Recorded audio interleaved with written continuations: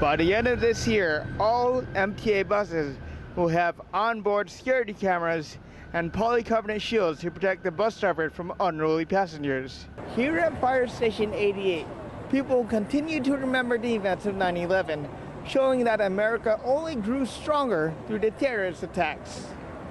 In Sherman Oaks, Paul Chua reporting. The Little Free Library allows the community to come together and connect and share books.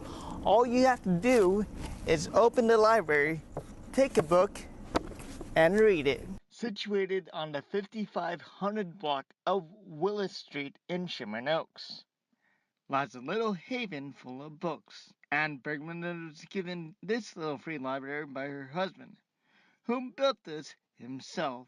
This library requires no returns, no library cards, and no late fees. So bring in books, kind of always been like that. So this felt, I always had like a stockpile. So this felt like a good way to load them in, and people drop off books too. But yeah, that started from my own. The Little Free Library allows the community to come together and connect and share books. All you have to do is open the library, take a book, and read it. Never thought of that before. And like one time we had like a little gathering in someone's front yard, and so we you guys meet up then? Yeah, we've met up. Okay. Yeah, I brought nice. I brought them some books that and I told them, like, because for us the books that work the best are kids books. Okay. Because people walk to school. So on their way to school or on their way home from school, they'll stop in. I notice the kids' books go really fast. You can find a Little Free Library all throughout the U.S. Your next library may just be around the corner. In Sherman Oaks, Paul Chua reporting. As the community of Huntington Beach continues to mourn the loss of the victims in the Las Vegas shooting, the community got together to heal. Over 59 people died on that fateful Sunday night at the Route 91 Music Festival, while country singer Jason Aldean was performing. Christopher Lewis Robo.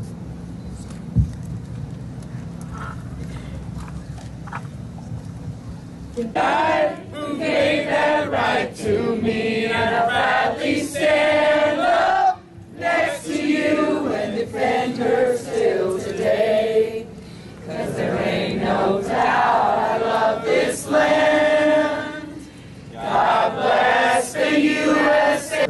Stacy Massey and Lorena Ortega of Unity Impact, an organization that focuses on building a network of individuals to assist the local residents of Huntington Beach, put together a candlelight vigil for the victims of the Route 91 festival. Okay,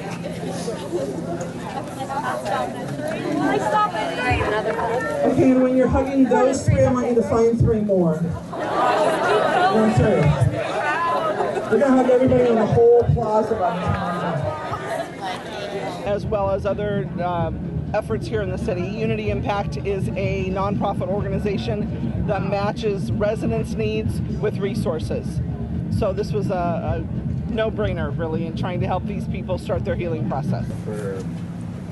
In Huntington Beach alone, some people have lost family and friends. It was personal for many of these Huntington Beach residents. I heard this, and to be honest, the first thing I thought was, another one, really? The first time we heard the gunfire, we assumed it was fireworks. The second round, we kind of looked around and we saw people hitting the ground, so we did the same. To be honest with you, the third round, the lady right next to my girlfriend got hit, and that's how I knew it was gunfire. And after hitting the ground, we just kind of grabbed her and took off running. This heinous crime has caused communities such as this one to unite and continue to heal as one. In light of the Route 91 tragedy in Las Vegas, it's events such as this candlelit vigil here in Huntington Beach that allow the community to heal and move forward. In Huntington Beach, Paul Chua reporting. Since he was going to be spending so much time on the golf course, my mom sent me off with him, so that's how I kind of got started. I would honestly just be in it for like the golf cart and the free ice cream after.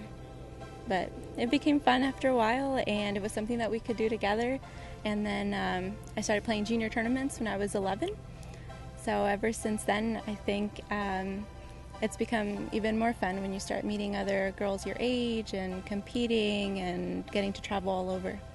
At what point did you realize you wanted to become a pro? I think my first year at UCLA, I was surrounded by a great group of girls who had really big dreams, really big goals, and we had coaches there who were super supportive in supporting all of those dreams. And that's when I really started working towards this as my future, and it was a wonderful decision. How did you realize you could sing? I know you sing opera, right? Is that? Yes. How did you realize you can sing opera? Because not everyone can sing that style. So how did you realize that you can sing that? Actually, my first teacher always tell me that we all have a voice. We just don't know how to use them. So when I started singing classical way, it make sense to me more, and my body works well with that style. So I started enjoying more singing that way. So I understand you were telling me you were working on an album. How did that come about? How did you come up with that? Well, I came up with it because I came up with the name. Well, I mean, my mom was just like, well, what do you want to name yourself? And I was like, well, I'm not sure. I mean, I'm the youngest one. And I was like, oh, that's it. I'll just call myself Young One. So, yeah, that's pretty much how it worked. How were you first introduced into DJing? A while back when I was about 8, I received a game for Christmas called DJ Hero. And it's kind of like a simulated thing for DJing, of course, like Guitar Hero, whatever. And I played it, and I beat the game a lot of times. And my mom was like, oh, maybe you should try it out for real. And I was like, okay, cool. So my mom knew a friend who can get me to learn how to DJ and all the other fun stuff. And I just fell in love with it. And ever since, it's become my passion, so.